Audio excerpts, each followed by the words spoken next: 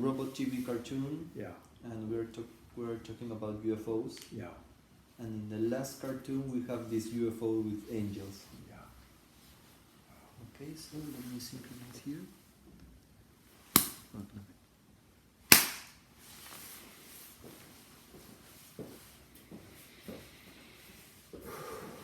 Okay, so.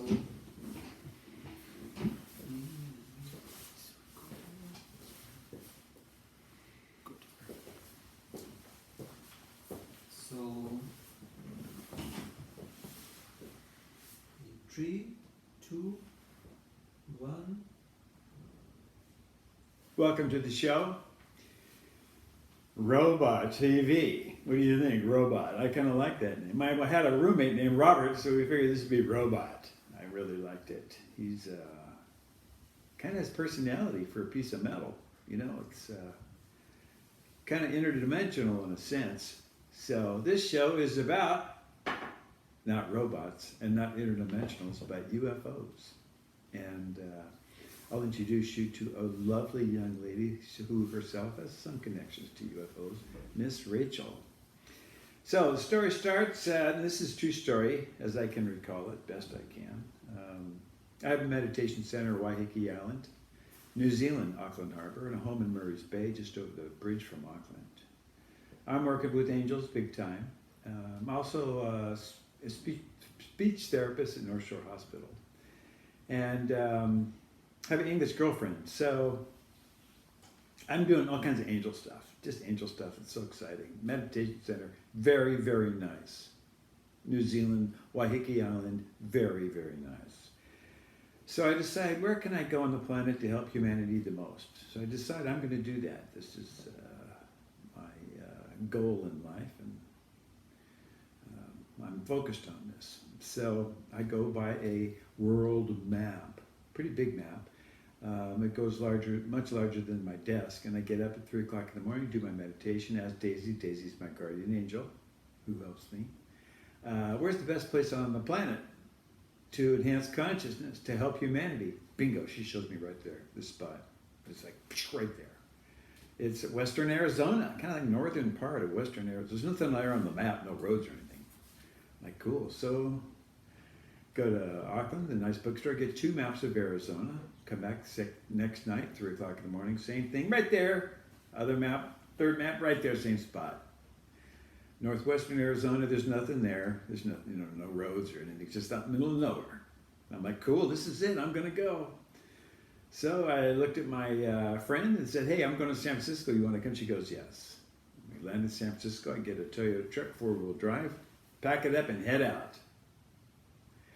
Well, the closest road we could get to, there was a truck stop, and there was a Subway sandwich place, and there was nothing behind it, just nothing, just went nothing, way back up in the hills, nothing. So I went into the Subway and said, what's up there? And the nice lady at the Subway sandwich place said, there's nothing up there. Don't go up there, there's nothing up there, you'll die. There's nothing up there. So I went in the Subway by myself, so I got back in the truck, and my girlfriend at the time, she, kind of a nice little English lady. She, like sheets and stuff. She's looking nervous, and she can see there's nothing up there. So I tried to break it to her easy. We're gonna go up there. I might have to put it in 4-wheel drive.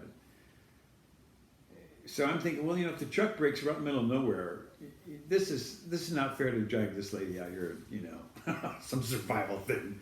So screw it, we'll go out back on the highway, go to Sedona, get some pie or whatever. Go to Sedona, go to the grocery store, get a big piece of apple pie. I'm sitting there. Lady walks up, well-dressed, intelligent, Rita Livingston. Says, I'm glad you're here, we've been waiting for you. You're supposed to come to this meeting tonight. Hand me some directions. Okay, later that night, same thing. I look at my girlfriend and say, hey, you want to go to this meeting? She goes, I don't know. It's a timeshare. We don't know what it is. So, okay, we'll go. We got nothing else to do. We show up. We're late. We're lost. We're late. We're about almost an hour late. And I go to the front door, knock on the door. Guy opens the door, and there's all these people in this place, and they're all facing the inside front door. And this guy's speaking, so we're interrupting the whole thing. He goes, go to the back. I go, okay, cool. go around the back, go in the sliding door through the kitchen. Lady hands me like 6 sheets of paper stapled together. There's no place to fit. The place is jammed. A whole bunch of ladies, average age about 60, and they're wearing about 10-year-old yoga outfits. So they're like all locals. A couple guys, like maybe 4 guys, and maybe 100 total people, mostly ladies.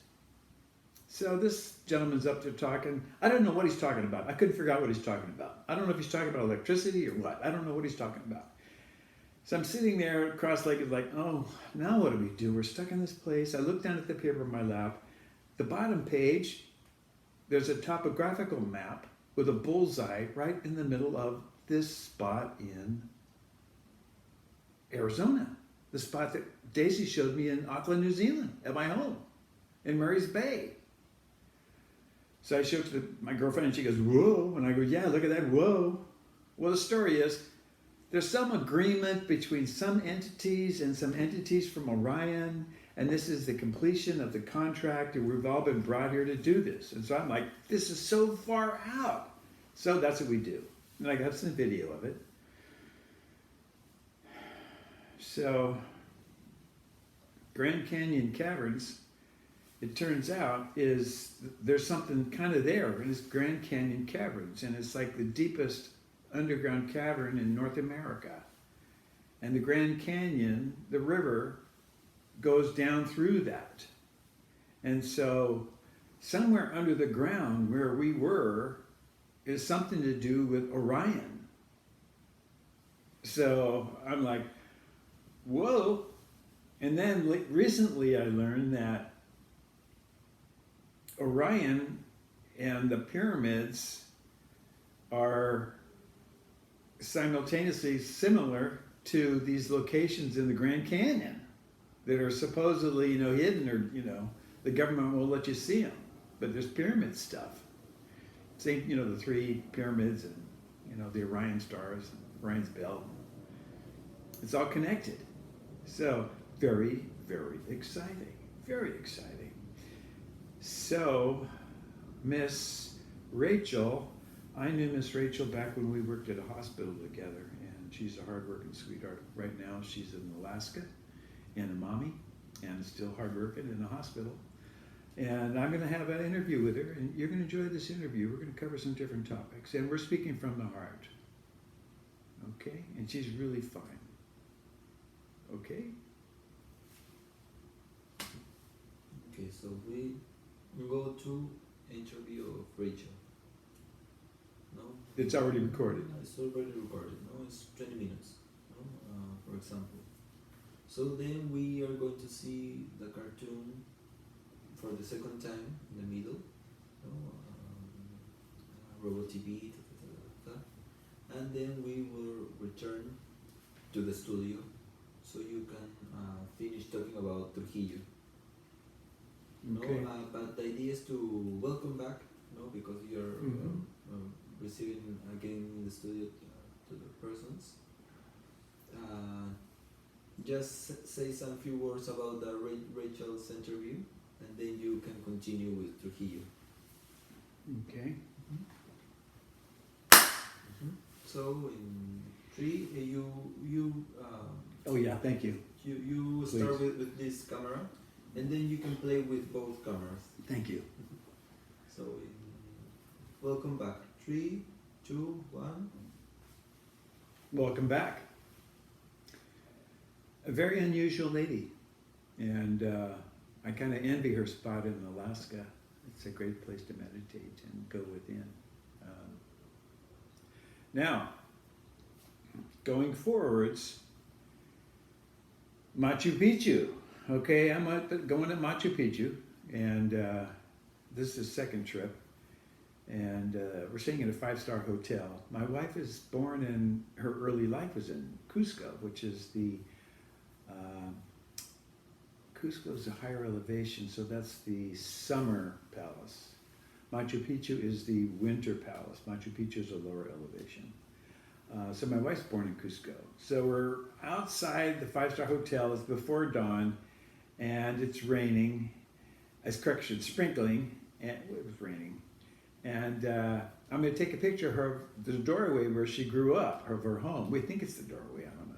So I hold the camera and she's standing there posing, and I look in the viewfinder and it says spiritual meetings. I'm like, spiritual meetings, cool.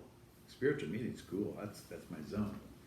So I walk in. It's no door. It's a big open archway. I walk in, and a little Peruvian lady looks at me. She scurries around the corner, and then a funny little guy comes out, and he looks at me. and goes, "Are you Sam?" I'm like, "Yeah." I'm like, "How does he know me?" So then he goes back around the corner. Then another guy comes out, tall guy with a black jacket. He goes, "Are you Sam?"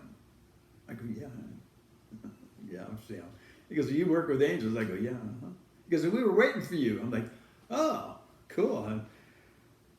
I'm thinking, am I getting conned? What's going on? I'm like, really? It's like, oh, this is too easy. I don't know. So we go to the patio. He goes, we have to say a prayer. He says a prayer. I believe it was to the solar deity. Okay, it's a little translation system going on here.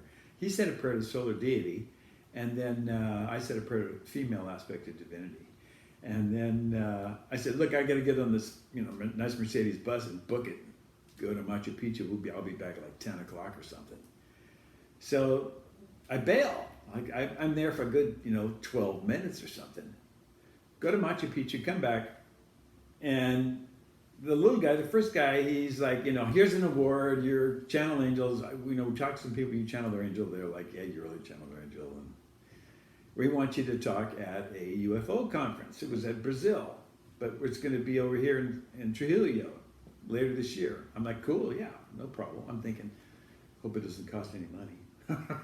So I'm back at my place, Miraflores, Lima, Peru. A month or two later, big storm hits, and this flood just comes down the mountains into the desert cities of Trujillo and just floods the heck out of it. It's just terrible. Amazing. It was people with nothing getting flooded out. It's just ugly.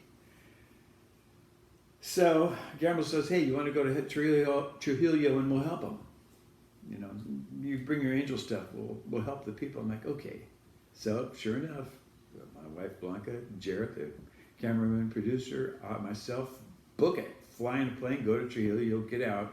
The place is a mess.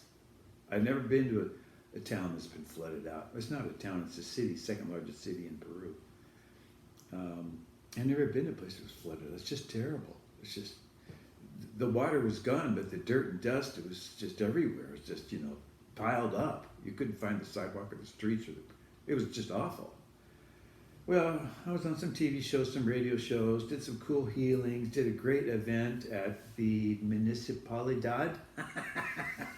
Yeah, I did. I said it correctly. Municipalidad. Some radio shows, met some wonderful, wonderful people. And then Guillermo looks at me and says that we're going to go to Black Rock. I'm like, cool, let's go to Black Rock. Maybe I'll have an alcoholic beverage. It's like once a year. So we pile in this little, 74 Toyota. We all jam in there, drive to the other side of the other side of the other side. And then we go past the fence and go to the other side. So when the thing stops at Black Rock, there's nothing there but some terrible sounding speakers blasting at the beach and a bunch of Inca Cola signs. And that's about it. Some bamboo. Cement on the patios. That's it. Plastic white chairs and no people. Like maybe 3 people in the whole area. Like that's it. And chickens. And sugarcane fields. So he goes, well, this we're gonna, tonight I'll call in the UFO. And I'm like, huh? I don't know, man. Okay, I'm here. Boy, I blew it on this one. What the hell was I thinking? What a mistake. Okay, 7:30, we're sitting there. In the meantime, I channeled the angel for the owner of the building. It was pretty heavy, and he told us, he asked his mother-in-law to go kill a chicken, so she would kill the chicken. They roasted a chicken for us. It was like a big deal. Nothing to do, no electricity. What are you going to do? So, dark. I want to say 7:30, 8 o'clock, but it was dark. He goes, okay, we're going to go. And I'm like, you want to go, Jared? Jared's like, nah. And I look at Blanca. I didn't even ask Blanca. Blanca's like, she's already scared.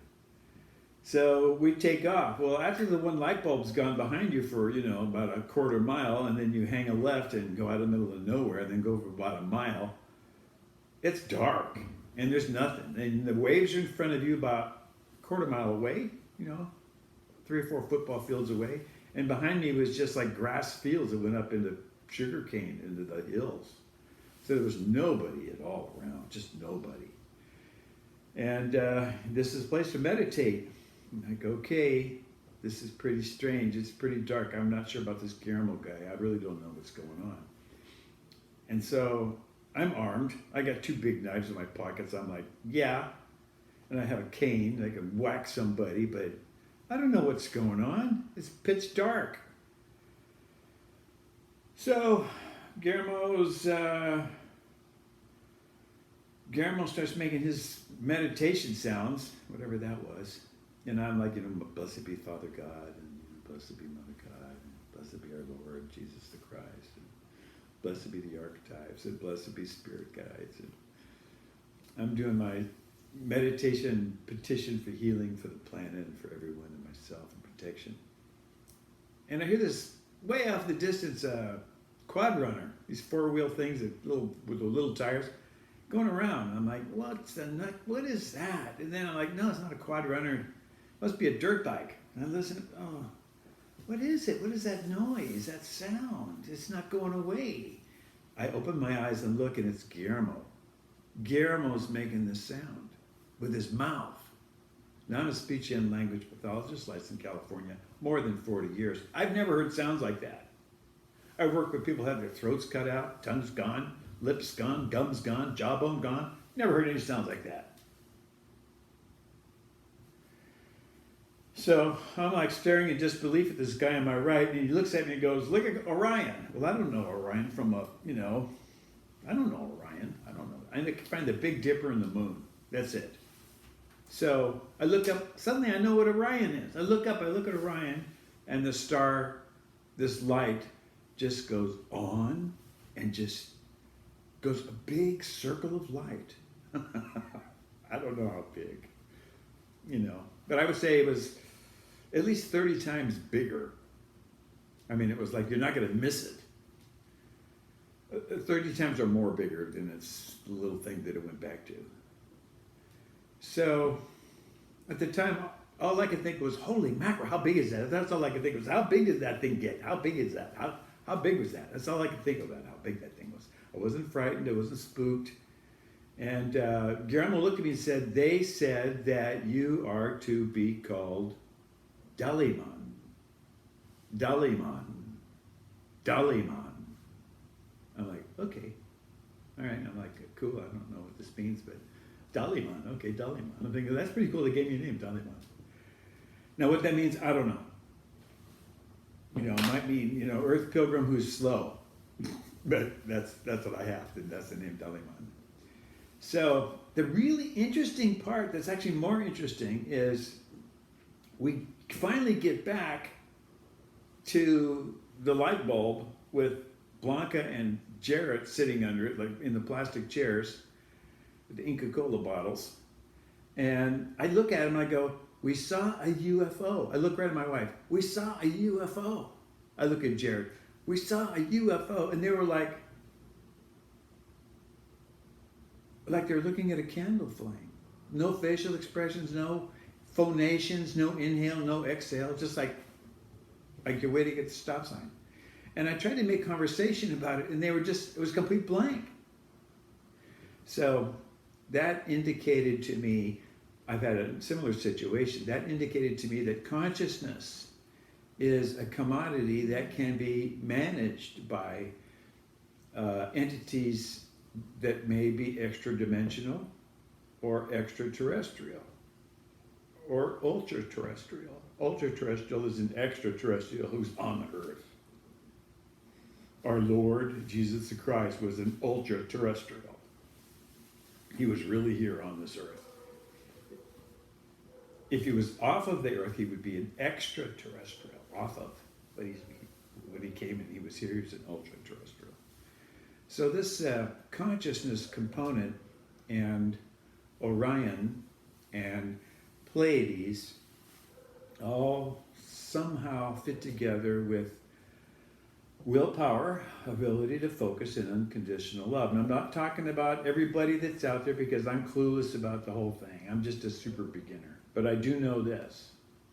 There are off-planet entities, and there are entities that are interdimensional. I do know that. So it's a component of this program, elevating consciousness.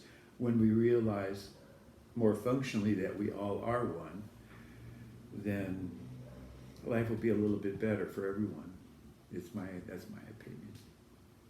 So, okay, you and all your loved ones are always in my prayers.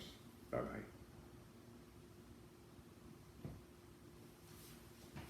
You can repeat the part of the goodbye, Last part of what? of saying goodbye. Okay, sure. So you say okay. You start with okay. So follow us in Instagram. No, sorry. You can visit in our website. Okay. We are posting new meditations with the drone of India. Yeah. We have some classes that are putting in together. Follow the cartoon in Instagram and contact me. Some stuff to promote the service, the Instagram and the website. Mm-hmm. So you can start with this camera, with the tablet, Mhm. okay, and you see here, Okay. no, and follow us on Instagram, Yeah. follow the cartoon, visit us in our website. Yeah. No, you can contact me. Yeah. Okay. So in here, in the tablet. Yeah. Okay, in 3, you can make a clap. Yeah. Or I can know there is a 3, 2, 1, go. Okay. That was so cool. Now, there's a bunch of stuff I need to share with you. One, Instagram TV, go there, Sam Bell Show. Very cool stuff. The website, sambellshow.com. Some interesting meditations that are very effective for tension release and cell memory rehabilitation and reducing stress.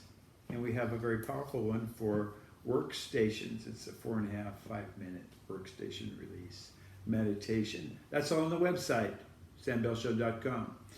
Also, we have readings, of course. I help connect you with your guardian angel to learn lessons with the least amount of pain. That's the goal, that's the intention. And we have events associated with that that can be custom. And I say we because Jarrett is our astrologer, and it's kind of a double-barrel approach for learning spiritual lessons with the least amount of pain. And we're all learning lessons, that's for sure. Okay, tune in to the next show. Follow the cartoons. There will be more. Some exciting things are going to be happening with Pachi.